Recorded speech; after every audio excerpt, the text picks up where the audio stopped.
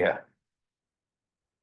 Well, I try to do it with I guess it doesn't want to do it when I don't have the when I'm screen sharing already. It doesn't want to start recording then. Anyway, so we started into the book of Esther, and I'm not going to um recapitulate too much just because we're all pretty familiar with this story. But we're going to be picking it up today, actually at the point where Mordecai uncovers a plot to kill the king.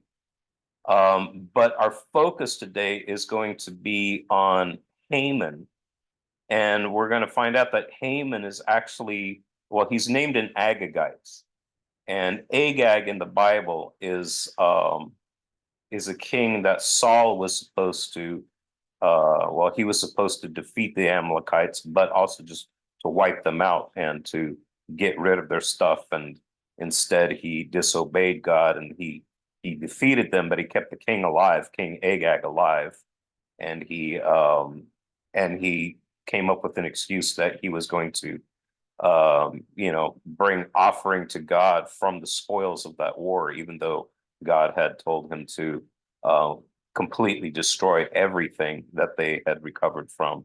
Uh, Now, there's a reason that God wanted everything destroyed, and we'll also get into that. So there's a question here in the story of Esther as to whether the tension between Mordecai and Haman is one between a Jew and an Amalekite from way back in the day, and so we'll be discussing that. But the first part of the story that we're going to be getting into is this plot that's uncovered. Mordecai is going to find out about an assassination plot on the king, and he's going to let Esther know about it, and the king's life is actually going to be saved because of this. Now, he doesn't get rewarded at this point, or he doesn't get recognized at this point, but it's going to come up later in the story when the story pivots and turns around. But for now, it's like things are getting more and more tense, and they're looking like they're going more and more downhill. But Esther's already been made queen, and Mordecai, of course, is Esther's older cousin who's raising him. But Mordecai does work for the king, and that's why he's a servant. Basically, it doesn't directly say that, but we can infer that from the fact that he's around the king's gate. Hey, come on in. That's okay. Yeah, it's around the corner, and then first door on the right in the hallway. So, so here we are in chapter 2, and this is at the end of chapter 2. We already covered chapter 1 and chapter 2 up through verse 18. But starting here at verse 19, it says, "Now when the virgins were gathered together the second time, Mordecai was sitting at the king's gate." Again, Mordecai is sitting at the king's gate because he is a servant or an official of some kind. In fact, there's reason to believe here, and a lot of commentators will say something like, Mordecai was one of the eunuchs who was serving around the palace, or I should say the citadel of Susa, where all of this is taking place. Um, so this is why he is hearing things, overhearing things or privy to them. But he's not close enough to the king apparently to where, while he can't just go waltzing into the harem and talk to Esther. So I think he's sometimes he's thought of as just kind of hanging around the citadel because Esther, who he's raised, is there. But I don't think he can just hang out there for no reason other than he's somewhere in the outer circle of the king's not administration, but his servants and stuff. So Mordecai is sitting at the king's gate, and Esther has not made known her kindred. So she kept secret or she just hadn't brought up the fact that she was a Jew, right? Or her people, as Mordecai had commanded her, for Esther obeyed Mordecai, just as when she was brought up by him. So she respects him like a stepfather, basically, and he had told her not to bring up the fact that she was a Jew. I'm not really sure why, but that's what we know. In those days, as Mordecai was sitting at the king's gate, Bigthan and Teresh, two of the king's eunuchs who guarded the threshold, became angry and sought to lay hands on King Ahasuerus. So you've got two eunuchs who are guarding the gate, and somehow Mordecai finds out about their plot to kill King Xerxes, right? Again, Ahasuerus is, I think, the Jewish name for Xerxes. Xerxes is the Persian name. And this came to the knowledge of Mordecai, and he told it to Queen Esther, and Esther told the king in the name of Mordecai. I emphasize that because it gives us a little bit of an insight of like how to say things or do things in the name of somebody. You know, we always say in the name of the Lord or in the name of Jesus and that sort of thing. And it's not just a thing where you're just invoking a name or saying a name.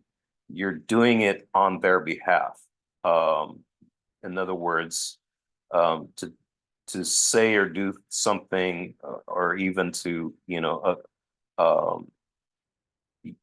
to make command or in the name of somebody is to do it on their authority or in the you're acting on their behalf, or it can also mean that you're doing it in the way that they would do it.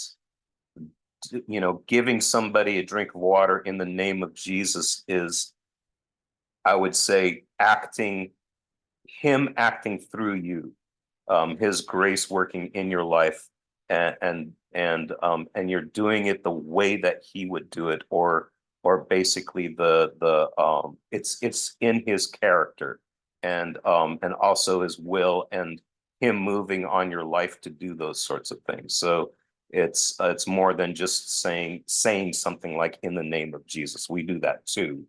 But this is gives you a little bit of insight here of, she's telling the king on behalf of what she heard from Mordecai. So it says here, the way it puts it here at most of the translations I looked at, it says in the name of Mordecai. Just a little side note there. So verse 23, when the affair was investigated and found to be so, the men were both hanged on gallows. This is not the rope type of gallows. This is actually where they would sharpen a pole and basically, you would impale somebody on it.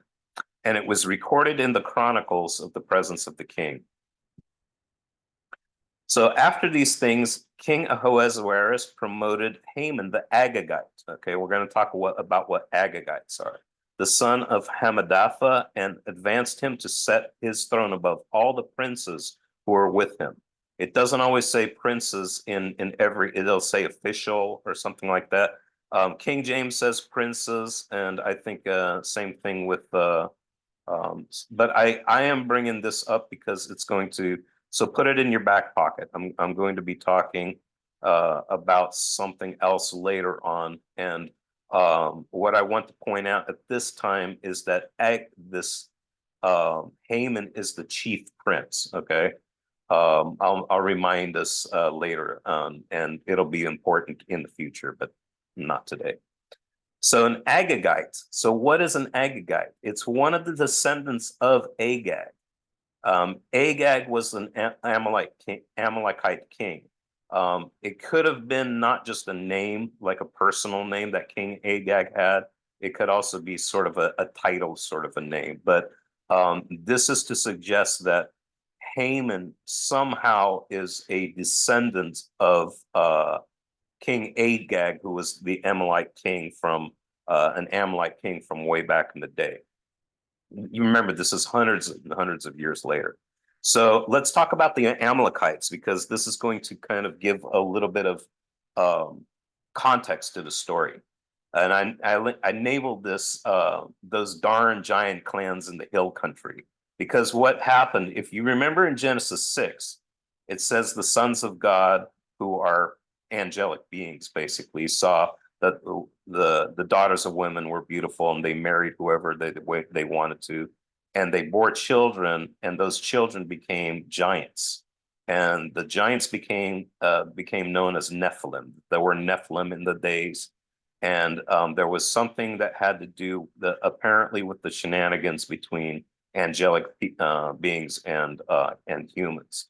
Now, it says that they were also there later on, so we don't know that full story. I have some theories about this, but when you look in Deuteronomy, and the spies go into the land before they've gone in with Joshua, the first time that they spy out the land, they actually chickened out, right? And they said, well, we saw the Nephilim there. And you see numerous references in Deuteronomy to these giant people, that they are, like such and such tall, and you have all these clans that are we call the giant clans. In fact, Goliath is one of them. He's with the Rephaim.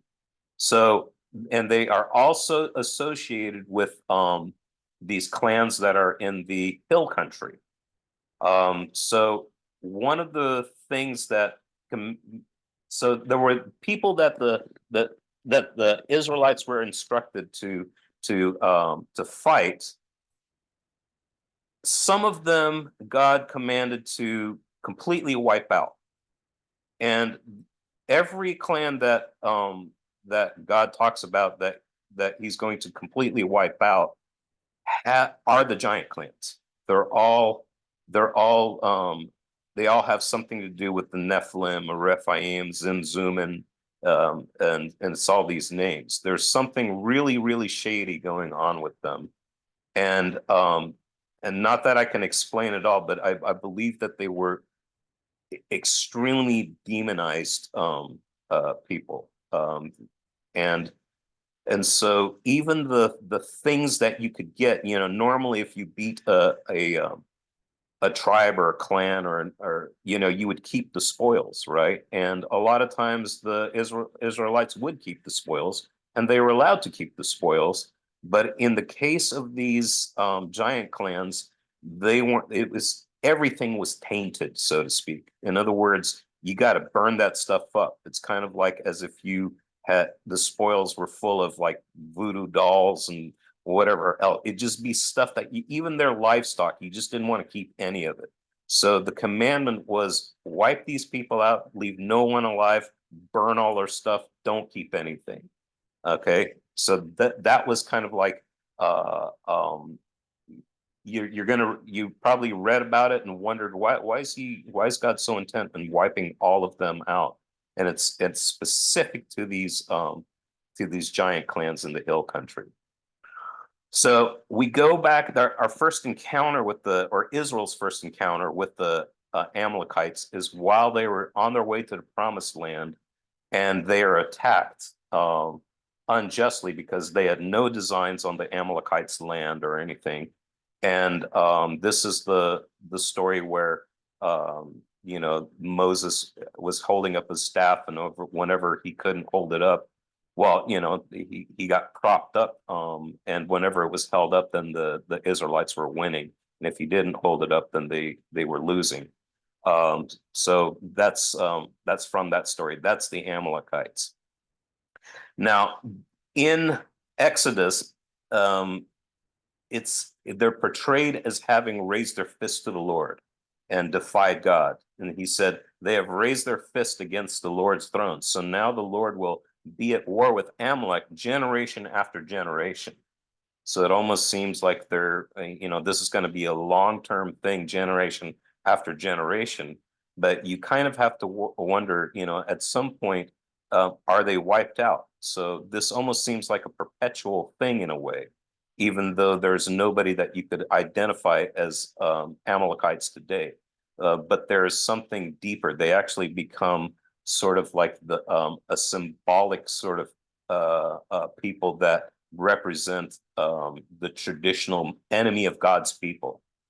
So you could almost take it like Amalekite, you could almost use it generically in the sense of like that you would use like say barbarian today, a barbarian, you can just say that, that's those are wild people, they're barbarians or they're savage, but there were a group of people that were actually the barbarians, so it gets kind of used it kind of gets used in a more general way later on. So Saul, he ends up defeating the Amalekites, and here's a portrayal of that. But he keeps a lot of the livestock alive, and he keeps the king alive. And what happens is that Eli, who is God's prophet and also the first judge in the book of Judges, he gets he ends up confronting Saul because God tells Eli that he regrets having made Saul king, and this is the point at which Eli says, like God is removing you as king, and I'm going to anoint another one to be king. But this makes Eli actually very sad. He's very disappointed.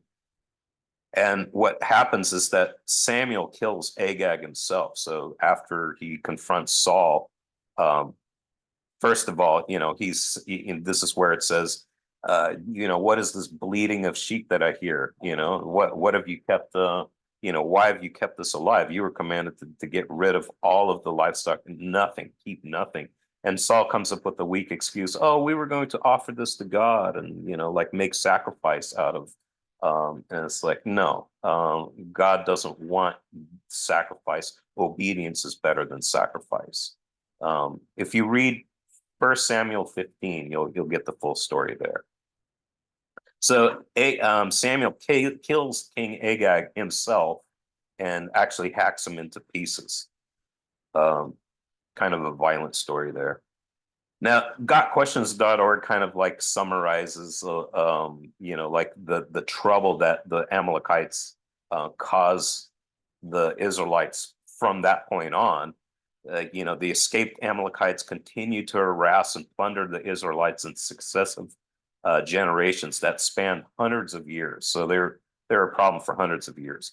1 Samuel 30 reports an Amalekite raid on Ziklag, a Judean village where David held property. The Amalekites burned the village and took captive all the women and children, including 2 of David's wives. And David and his men defeated the Amalekites and rescued all the hostages. A few hundred Amalekites escaped, however, and much later during the reign of the king Hezekiah, a group of Simeonites killed the remaining Amalekites. That's what it says in 1 Chronicles 4. Who had been living in the hill country of Seir. So again, there's that reference to the hill country. Always remember that when you see hill country, it's going to be associated with the giant clans. So it's going to bring up a question. How is Haman actually an Agagite? So in chapter 3.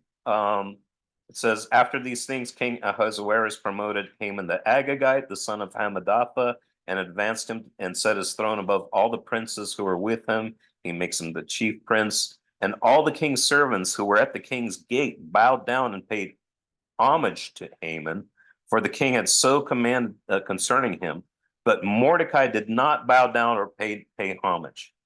Now, Alter, I want to read Alter's response to this, and not necessarily because I agree, but but this is what he says. He says, obviously, no one is in the actual Persian court could have been related to the Amalekites, but the ethnic identification is introduced in order to align Haman with the traditional archenemies of the people of Israel. So to the Jews, even to this day, the Amalekites are kind of they are the traditional arch enemies of the Israelite people.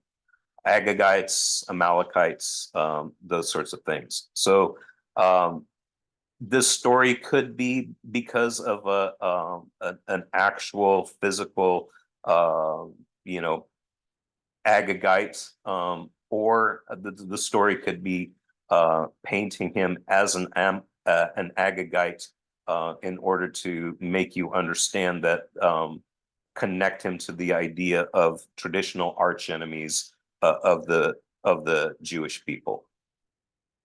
I'm not committed to either one of these views. So verse 3, then the king's servants who were at the king's gate said to Mordecai, why do you transgress the king's command? And when they spoke to him day after day, and he would not listen to them, they told Haman, in order to see whether Mordecai's words would stand, for he had told them that he was a Jew. So they are confronting Mordecai about this, and Mordecai, the reason that he's giving them to not bow down to Haman, he's telling them, I'm a Jew. In other words, because I'm a Jew, I will not bow down to Haman. So again, this could be basically one of two reasons. One of the reasons could be that because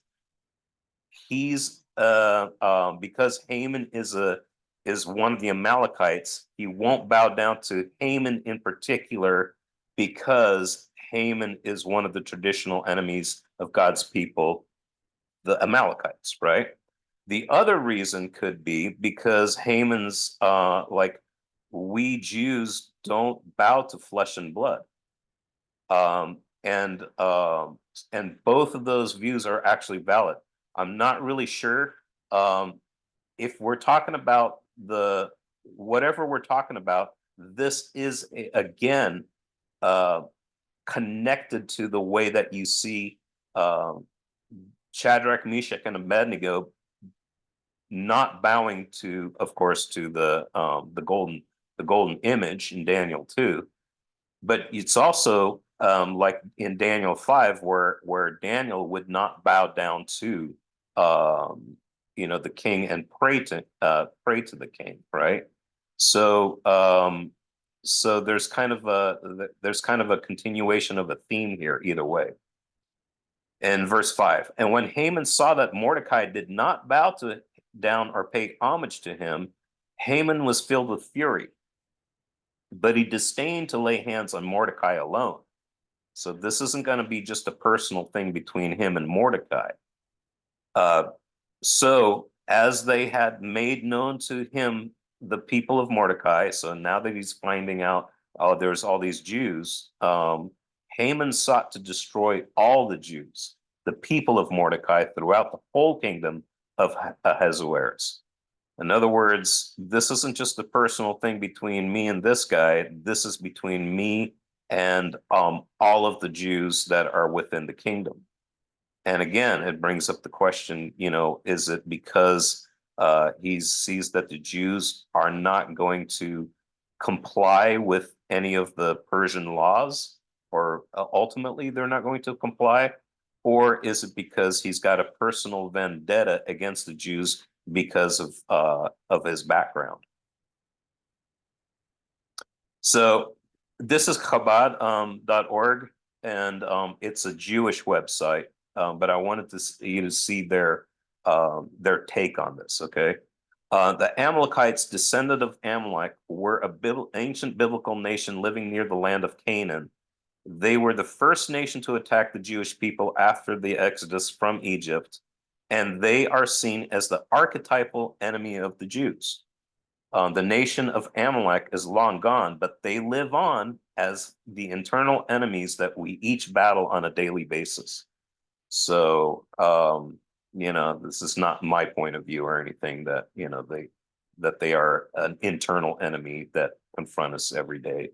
But just to kind of give you a perspective of how Jews, even up to now, will kind of see them. They saw them as the archetypal enemies, the arch enemies of their people. So again, it can be used as in a generic kind of way. would they have been considered to be like if they were like further down in history? I'm not further down, but closer to ours. Would they have been considered like Antichrist?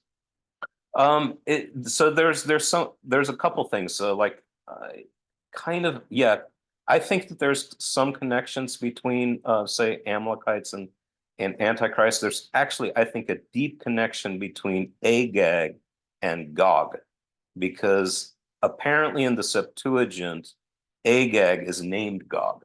Oh, So and I'm going to bring that up later. I don't want to get into Ezekiel 38 and 39. But there are many, many ties between Ezekiel 38 and 39 and this story. And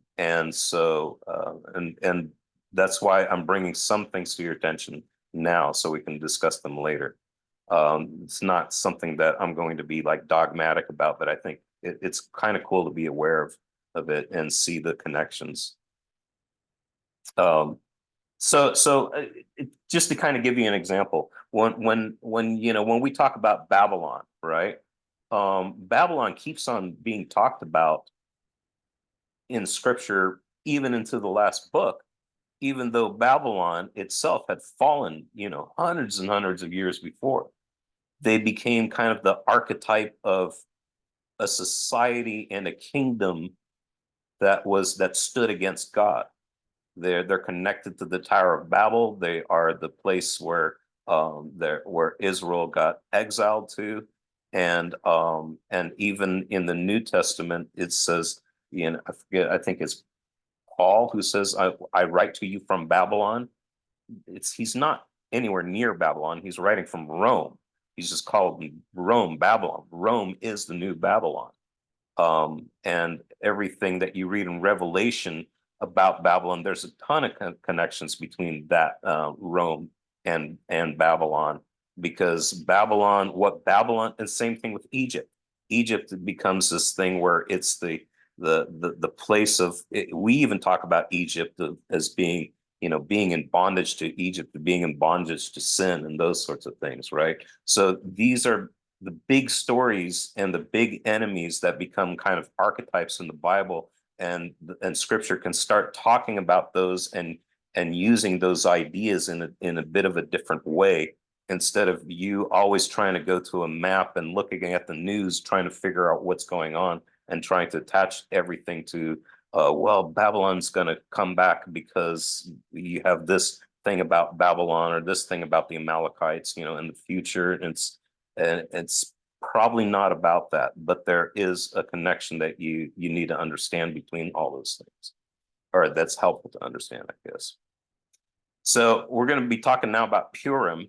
Purim is actually a Persian word. So the festival of Purim, there's a number of Persian words that are used within the story. The Hebrew name for Purim would be Goral. I hope I'm pronouncing it right, but basically they're going to cast lots, kind of like rolling the dice, right?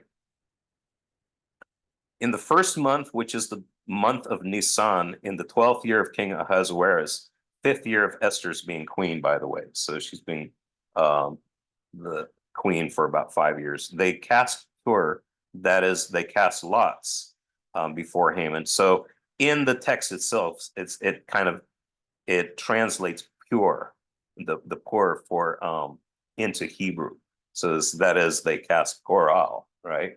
Um, so before Haman, day after day, and they casted month after month until the 12th month. So it means that they weren't doing this day after day and month after month casting lots. Like, it didn't take them months to do this. They're casting this set of lots until they come to a day. Then they're casting some more lots to determine the month, and that's kind of like how they did this. So they're saying, let's pick a day, and they're rolling the dice. Okay, let's pick a month, and they roll the dice, and they say, okay, so it's going to be in the 12th month, which is the month of Adar. It's around March. It's the end of winter, kind of like Mardi Gras. And like I said, there's the modern day festival of Purim in Israel. I've heard looks kind of like a Mardi Gras. It's almost like you know, it's like winter is over and people kind of go nuts and whatever, you know. Then Haman said to King Ahasuerus, there is a certain people scattered abroad and dispersed among the peoples in all the provinces of your kingdom. Their laws are different from those of every other people, and they do not keep the king's laws. The word there for law is dat, but that again is it's a Hebrew loan word. I mean, it's a Persian loan word. It's actually another word that they borrow from Persian, so that it is not the king's profit to tolerate them. If it please the king, let it be decreed that they will be destroyed, and I will pay 10,000 talents of silver into the hands of those who have charge of the king's business, that they may put it in the king's treasuries. So this is actually tons of silver. Okay. So the king took his signet ring from his hand and gave it to Haman the Agagite, the son of Hammedatha. It keeps on repeating the Agagite, the Agagite. They want you to fasten onto that fact. The enemy of the Jews. So there it is, the enemy of the Jews. So they're going to say, you know, as Haman is the enemy of the Jews, he's an Agagite. And the king said to Haman, the money is given to you, the people also, to do with them as seems good to you. So the king actually does not want any of the loot. But the talents and the money that Haman is offering, he says, you know, like, hey, these guys don't fit in. They're a problem in the kingdom. So let's just get rid of them. And all over this entire empire, have them let them be attacked, and whoever wants to attack them can keep their stuff. So just think about what this means for Jerusalem, because Jerusalem is in this kingdom. So everybody in Jerusalem is going to get killed, in other words, according to this law. Jerusalem's just going to be all of the Jews throughout the entire Persian Empire are supposed to be killed because of this law.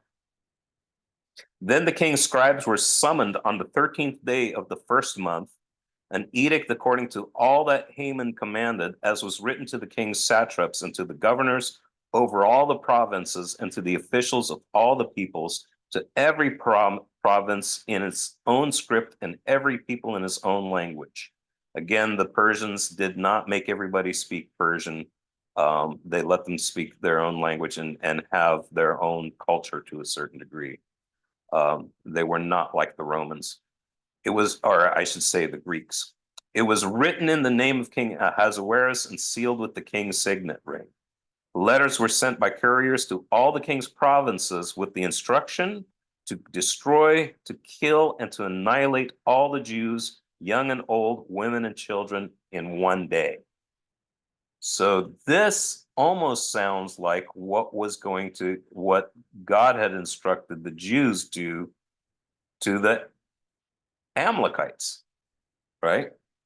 So yeah, there's a little bit of a reversal. So it almost feels like the revenge of Agag here. Agag's revenge. That's why I named this Bible study that. So the 13th day of the 12th month, which is the month of Adar, and to plunder their goods. In other words, take all their spoils. So that is going to be opposite of what God had commanded the Jews to do with the Agag stuff. It's like, no, don't keep any of the plunder, burn it all, right? So it's like the opposite. A copy of the document was to be issued as a decree to every province by proclamation to all the peoples to be ready for that day. The couriers went out hurriedly by order of the king, and the decree was issued in the Susa, the citadel. And the king and Haman sat down to drink, but the city of Susa was thrown into confusion. So there's something about it that the city, that the people in the city didn't like, apparently. Let's go back in time a little bit, because if you go back a couple hundred years, I think, to where the Jews were where the Persians had defeated the Babylonians, they actually collected all of these things from the temple, and in Cyrus, when he gave the command for Israel for Jerusalem to be rebuilt along with the temple, he gave a whole bunch of things um, to uh, to the Jews to go rebuild with, both just in terms of money, in terms of a lot of livestock, and a whole bunch of gold and silver, including the things that belonged to the temple originally, because Nebuchadnezzar had confiscated all that stuff. In fact, when the night that Babylon fell, remember that Nebuchadnezzar's grandson was throwing a party with a whole bunch of those, the silver and golden implements from the temple, and God did not like it, and that's where you get the writing on the wall, Mene Mene Tarko Upharsin, meaning like you are basically toast, and your kingdom's going to fall, and it did that night. So Cyrus makes the decree for Jerusalem to be rebuilt. Now here is Ezra 1. Okay, it says, in the first year of Cyrus, king of Persia, that the word of the Lord by the mouth of Jeremiah might be fulfilled. In other words, Jeremiah, had said that that Jerusalem was going to be rebuilt. The Lord stirred up the spirit of the King Cyrus, king of Persia, so that he made a proclamation throughout all his kingdom and also put it in writing. Quote, thus says Cyrus, king of Persia, the Lord, the God of heaven, has given me all the kingdoms of the earth, and he has charged me to build him a house at Jerusalem, which is in Judah. If you read Isaiah 45, Isaiah prophesied about King Cyrus by name before he was born. Okay, so you can look up Isaiah 45. It says, Cyrus, see, I have called you by name to do this. Again, this is long before Cyrus shows up on the scene. Whoever is among you of all his people, may God be with him, and let him go up to Jerusalem, which is in Judah, and rebuild the house of the Lord of God of Israel. He is the God who is in Jerusalem. So, being a pagan, basically, his understanding is that this God is the God over there, this God is the God over here, this God is the God over there. So he sees Yahweh as the God who is in Jerusalem. And let each survivor in whatever place he sojourns be assisted by the men of his place with silver and gold, with goods and with beasts, besides freewill offerings for the house of God. Sorry, that is in Jerusalem. So they're going back with a whole bunch of silver and gold and livestock. A lot of that, the livestock is for also for them to make sacrifices with. So the sacrifices in the temple in Jerusalem was being subsidized by the Persian government. Then rose up the heads of the fathers' houses of Judah and Benjamin and the priests, etc., etc. In verse 6, and all who were about them aided them with vessels of silver, with gold, with goods, with beasts, with costly wares. Besides that, all that was freely offered. Cyrus the king also brought out the vessels of the house of the Lord that Nebuchadnezzar had carried away from Jerusalem and placed in the house of his gods. If we skip down to verse 9, and this was the number of them: 30 basins of gold, 1,000 basins of silver, et cetera, et cetera. So you kind of have a list there of all the things that are being brought there. But think about this. It seems that part of the incentive to attack the Jews and take all their loot is because they have a lot of it. And it's being subsidized by the Persian government.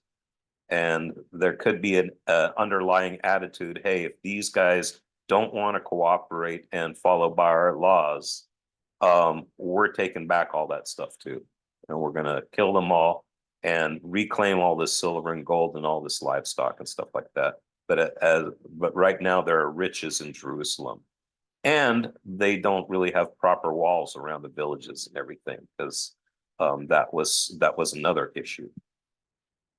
The plunder in Esther. So the idea of plundering the goods of the Jews is connected to the goods that they received when they returned from exile under Cyrus. That in itself is an echo of the Israelites having plundered the Egyptians. So last time they were in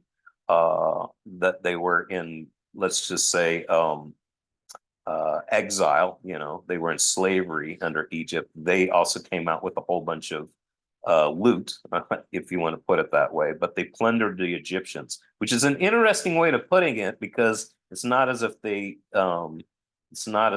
went and did like some military raid or anything and took come on in, Mark, and then brought. So it's an interesting way to put it, because really they were given a lot of that stuff, right? And so but it's also a reference back to the time when Paul disobeyed God by plundering the Amalekites. So he did plunder them. Those goods were meant to be destroyed.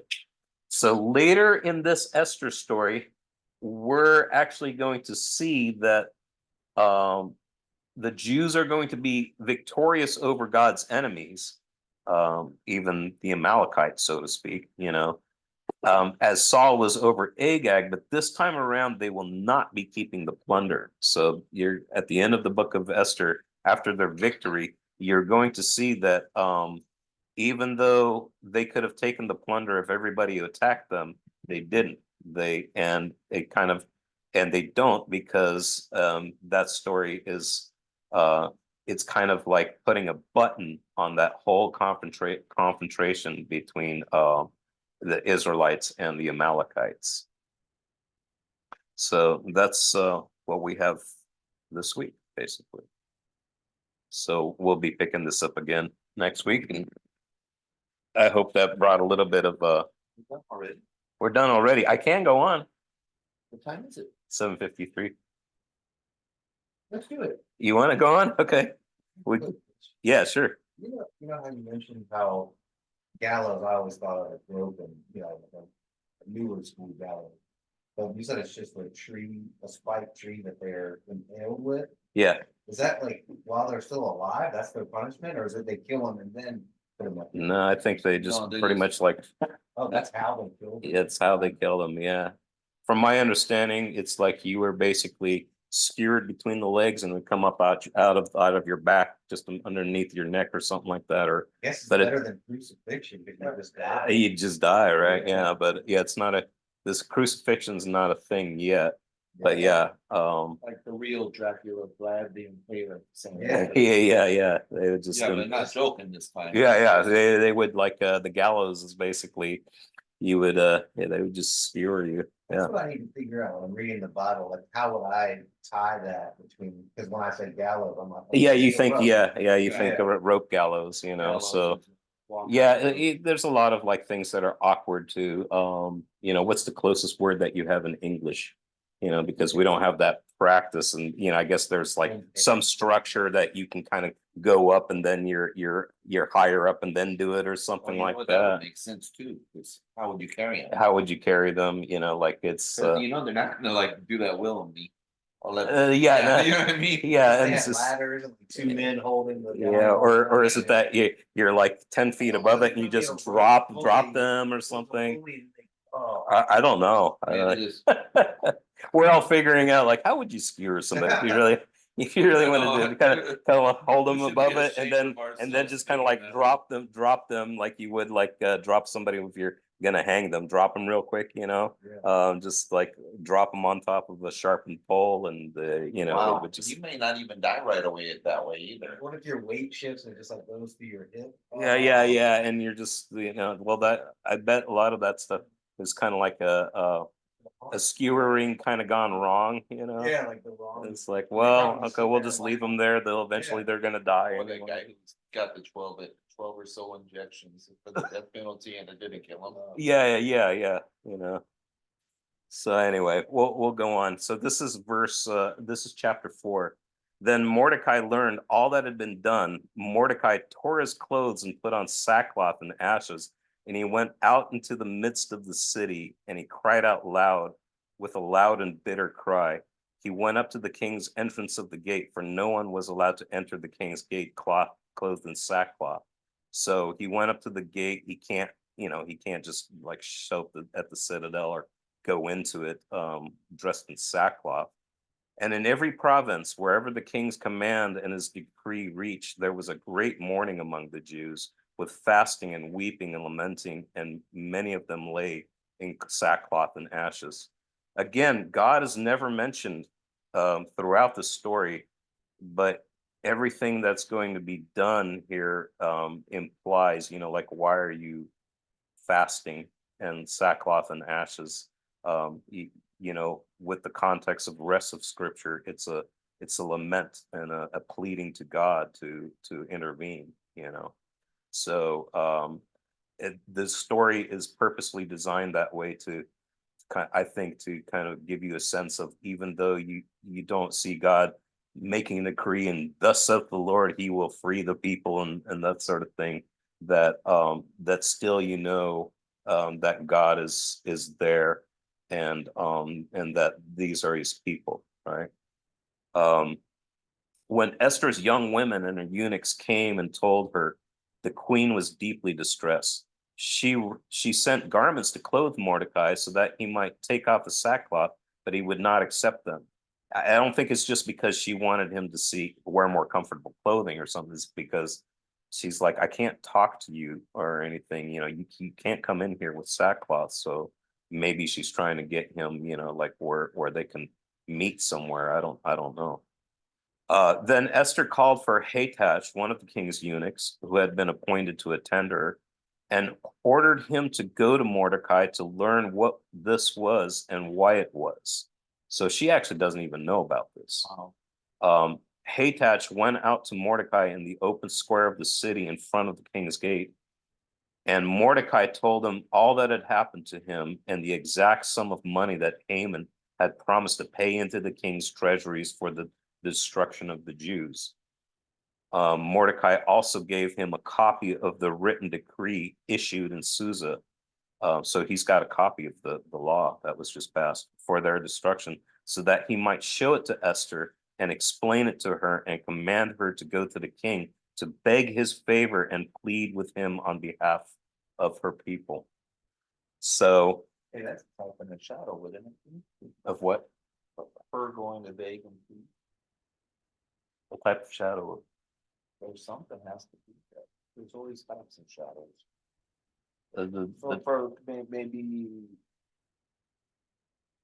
for her to go into the king, it's that would normally Right. be a death sentence just to show up. yeah, she has that. It's funny how you always have like these actually, if you go back to the Joseph story again, right? He serves as a go-between between the person who gets hung, probably actually impaled back then too, right? And then and also the guy who gets lifted up to be the Pharaoh's servant or whatever, right? If you go to the Daniel story, Nebuchadnezzar, remember, he's going to kill all of the wise men. He's going to wipe all of them out, and Daniel goes as the go-between because he has access to the king, and he saves all the wise men's lives. So again, you have the person who's next to the king and has access to him to save a whole bunch of people's lives. In this case, probably millions of people's lives. While I'm thinking of it, by the way, Mordecai is from the tribe of Benjamin. Mhm. The reason that's important is, guess what tribe Saul was from? Saul was from Benjamin as well. So you have the Benjamite with like the unfinished business with Saul. You had mentioned that last week. Did I? Okay, yeah. But he was Benjamin. Yeah, he was a Benjamite. That was So- right above, like, it wasn't a big Yeah, it wasn't that. The importance in this story is that, because Saul was a Benjamite who failed the king, killed Agag, that now you've got another Benjamite hundreds of years later, and this is going to kind of like come full circle through another Benjamite. It's kind of appropriate that Mordecai is a Benjamite. And Hathach went and told Esther what Mordecai had said. Then Esther spoke to Hathach and commanded him to go to Mordecai and say, all the king's servants and all the people of the king's provinces know that if any man or woman goes to the king inside the inner court without being called, there is but one law, to be put to death, except the one to whom the king holds out the golden scepter so that he may live. But as for me, I have not been called to come into the king these 30 days. So it's been a month that he's called for her. And, is there some tension? Is there some, whatever? But she knows that if she goes in there uninvited, that's an excuse for, like she could be killed, right? And they told Mordecai what Esther had said. Then Mordecai told them to reply to Esther, do not think to yourself that in the king's palace you will escape any more than all the other Jews. And really, if you think about it, if he's willing to kill you by appearing to him, he's willing to kill you when he finds out that you're a Jew anyway. So you kind of don't have anything to lose. For if you keep silent at this time, relief and deliverance will rise for the Jews from another place, but you and your father's house will perish. In other words, you're going to be wiped out if you don't act, which is an interesting thing. Just because you're in the palace, don't think you're going to survive this. I like this next part. But here, for the Jews. Okay, so here again, it's for the Jews. It'll relief and again, God's name's not mentioned, right? Yeah. Relief and deliverance will rise for the Jews, but it doesn't tell you for who, from who. So it's that kind of like glaring silence. And who knows whether you have not come into the kingdom for such a time as this. He's not telling her, obviously you've been put there by God to do this thing, right?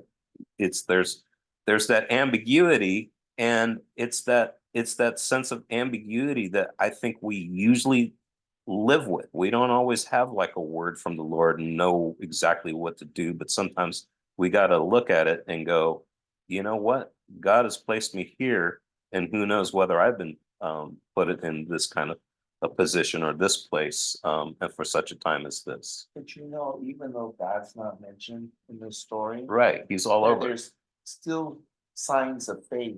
Yep. To God from the sackcloth, the ashes. Right. That last remark. Yeah. Exactly. So again, it's kind of like that, like talking about God without talking about God, the whole story. Yeah. Then Esther told them to reply to Mordecai, go gather all the Jews to be found in Susa and hold a fast on my behalf. So she's going, as the queen, I'm telling all the Jews to fast on my behalf, because I'm going to appear to the king and